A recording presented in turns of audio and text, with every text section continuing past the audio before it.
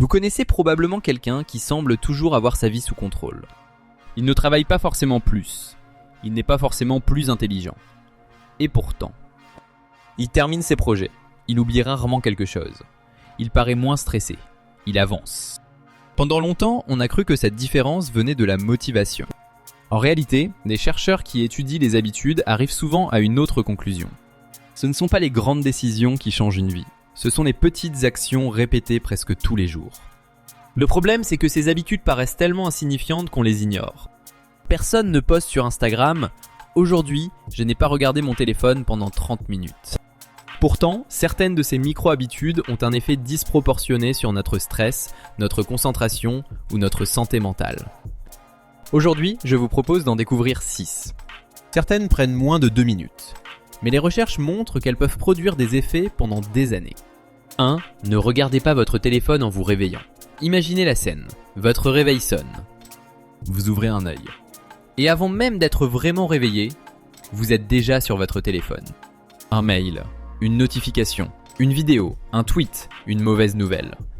Le cerveau n'a même pas eu le temps de comprendre que la journée commence, qu'il est déjà plongé dans les problèmes des autres. Et ça n'est pas anodin. Notre organisme suit un rythme biologique appelé rythme circadien. Dans les 30 à 45 minutes qui suivent le réveil, notre corps connaît un phénomène très particulier. Le cortisol awakening response, ou pic naturel de cortisol. Le cortisol est souvent appelé l'hormone du stress, mais c'est un raccourci. En réalité, c'est surtout l'hormone qui nous aide à passer du sommeil à l'état d'éveil. Elle augmente naturellement notre vigilance, notre mémoire et notre capacité à nous concentrer. Autrement dit, votre cerveau est dans l'un des moments les plus précieux de la journée. Et c'est précisément à ce moment-là que beaucoup d'entre nous le bombardent de notifications. Les réseaux sociaux exploitent parfaitement un mécanisme bien connu des neurosciences, la récompense variable. Chaque fois que vous déverrouillez votre téléphone, votre cerveau ignore ce qu'il va trouver. Peut-être un message important, peut-être un like, peut-être rien du tout. Cette incertitude active le système dopaminergique, exactement comme dans les machines à... Résultat, vous prenez votre téléphone juste 2 minutes, et 20 minutes disparaissent.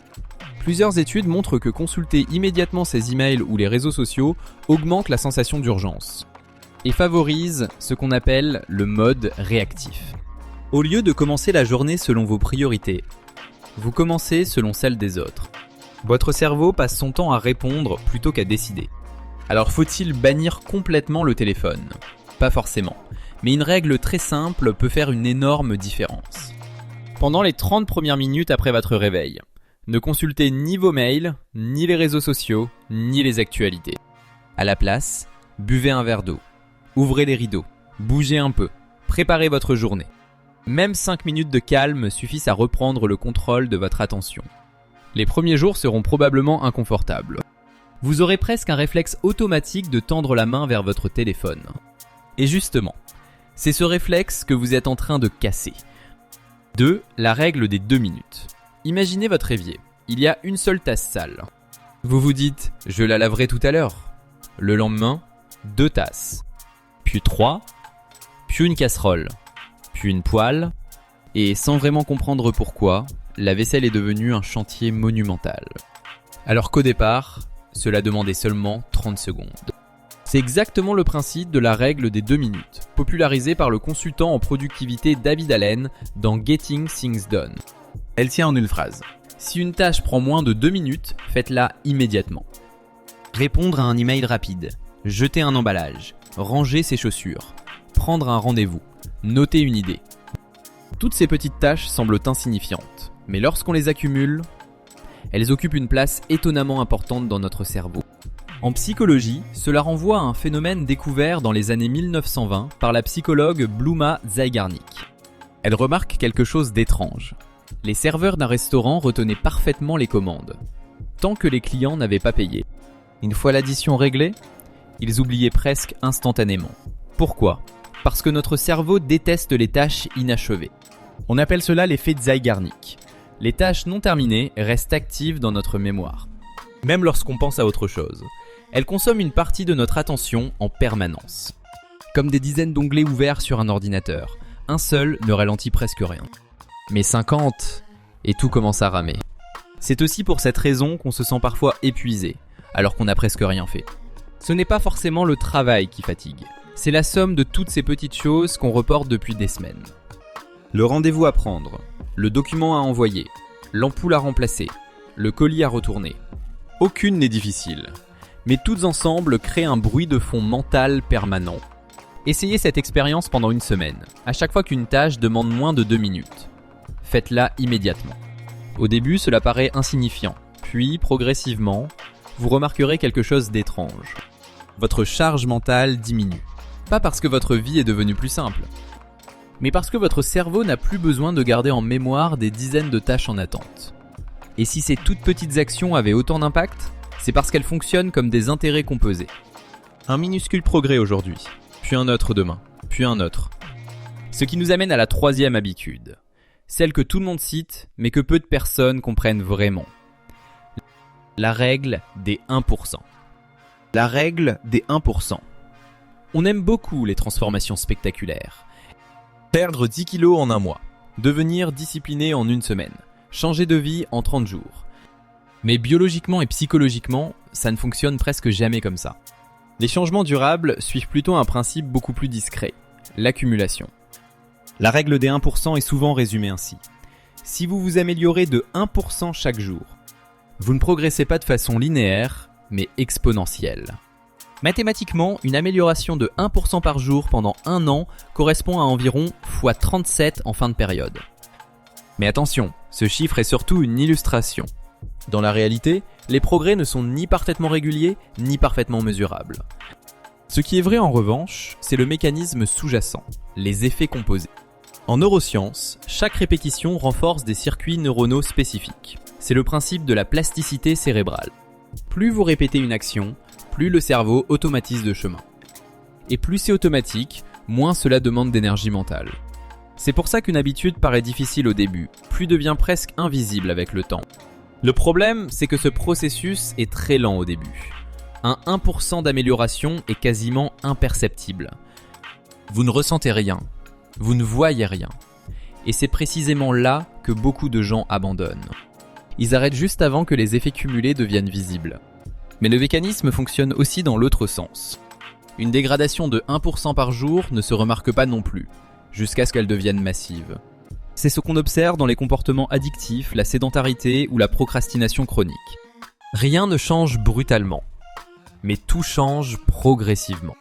Autrement dit, ce n'est pas l'intensité d'un effort qui compte le plus, mais sa direction. Un petit effort bien orienté, répété longtemps, bat presque toujours un effort intense mais irrégulier. Et c'est là que cette règle devient intéressante, parce qu'elle enlève une pression énorme. Vous n'avez pas besoin de tout changer. Vous avez juste besoin d'améliorer légèrement ce que vous faites déjà. 4. Le mythe du multitâche. Beaucoup de gens pensent être efficaces parce qu'ils font plusieurs choses en même temps. Répondre à un message. Écouter une réunion. Regarder un email. Rédiger un document. Mais en réalité, le cerveau humain ne fait pas du multitâche. Il fait du task switching, du basculement rapide entre tâches. Chaque changement de contexte a un coût. Le cerveau doit recharger l'information pertinente, oublier temporairement la tâche précédente, se réorienter cognitivement. Ce processus prend du temps et de l'énergie, et plus les interruptions sont fréquentes, plus la performance globale diminue. Des recherches en psychologie cognitive montrent que ces changements constants peuvent réduire la performance mentale de manière significative, notamment sur l'attention et la mémoire de travail. Et surtout, le problème n'est pas seulement la perte de productivité, c'est la sensation de fatigue mentale. C'est pour ça qu'à la fin d'une journée occupée, beaucoup de personnes ont l'impression étrange de n'avoir rien accompli. Le cerveau a travaillé, mais sans profondeur. Le travail profond, lui, fonctionne différemment. Quand vous restez sur une seule tâche suffisamment longtemps, le cerveau entre dans un état de stabilité cognitive. Vous perdez moins d'énergie en transition. Vous faites moins d'erreurs. Et vous avancez plus vite, même si vous avez l'impression subjective d'aller plus lentement. La règle est simple. Une seule tâche, pleine attention, jusqu'à un point clair d'arrêt. Puis seulement ensuite, transition vers autre chose. 5. Écrire une seule phrase par jour. On imagine souvent le journal intime comme quelque chose de complexe. Une routine de 30 minutes, un rituel du soir, un carnet parfait. En réalité, les bénéfices ne nécessitent rien de tout ça. Des travaux du psychologue James Pennebaker ont montré que l'écriture expressive, même très courte, a des effets mesurables sur le stress et le bien-être. Réduction de l'anxiété, meilleure régulation émotionnelle, amélioration de la mémoire autobiographique. Mais il y a un point encore plus intéressant. Ce n'est pas la quantité d'écriture qui compte. C'est la régularité de la mise en mots. Une seule phrase suffit à créer un effet de consolidation. Pourquoi ? Parce qu'elle oblige à une chose simple mais puissante. Sélectionner ce qui a vraiment compté aujourd'hui. Sans ça, nos journées se dissolvent très vite. On oublie ce qu'on a fait, ce qu'on a ressenti, ce qui a eu de l'importance. Les journées deviennent interchangeables. Une phrase par jour change ça. Elle transforme le vécu en traces. Et avec le temps, elle crée quelque chose d'assez rare, une mémoire externe de sa propre vie. Jusqu'ici, toutes ces habitudes ont un point commun. Elles réduisent le bruit mental. Mais il existe un autre type d'habitude, plus difficile, celle qui consiste à résister à nos automatismes sociaux. Et c'est là qu'intervient le prochain concept, arrêter de se plaindre pendant 24 heures. Le jeûne de plainte. Imagine pendant 24 heures, tu supprimes complètement un réflexe que tu ne remarques même plus, te plaindre. Pas de le trafic est horrible, pas de il fait trop chaud, pas de mon boulot me saoule, pas de les gens sont insupportables, juste zéro plainte. Et très vite, un truc surprenant se produit. Tu réalises à quel point ce réflexe est automatique. On pense souvent que se plaindre est une façon de relâcher la pression. En réalité, c'est surtout un mécanisme de répètement mental. Du point de vue des neurosciences, chaque pensée répétée renforce des circuits neuronaux spécifiques. C'est le principe de la neuroplasticité. Plus un chemin est utilisé, plus il devient facile à emprunter. Donc se plaindre régulièrement ne fait pas que exprimer un problème. Ça entraîne ton cerveau à chercher des problèmes en permanence. Et pire encore, ton cerveau ne fait pas toujours la différence entre une plainte légère et une réalité importante. Il encode juste le pattern. Résultat, tu deviens progressivement quelqu'un qui scanne automatiquement ce qui ne va pas. Le jeûne de plainte, ce n'est pas faire semblant que tout va bien. Ce n'est pas de la positivité forcée. C'est juste suspendre le commentaire automatique. Observer, sans ajouter de narration négative inutile. Au début, tu vas te surprendre à vouloir te plaindre toutes les 10 minutes. C'est normal. Tu ne supprimes pas une habitude, tu interromps un automatisme. Et souvent, après 24 heures, un effet étrange apparaît. Tu ne ressens pas forcément moins de problèmes, mais tu ressens moins de bruit mental. Parce que tu n'entretiens plus la boucle. Et ce silence-là, il est plus puissant qu'on ne le pense. Le but n'est pas de devenir quelqu'un qui ne se plaint jamais. Le but, c'est de reprendre le contrôle du moment où tu choisis de le faire. Une journée. Juste une. Et ensuite, tu regardes ce que ça change dans ta façon de penser. Ces 6 habitudes n'ont rien de spectaculaire prises séparément. Elles ne demandent pas de transformation radicale, ni de discipline extrême. Pourtant, leur impact vient précisément de leur simplicité et de leur répétition.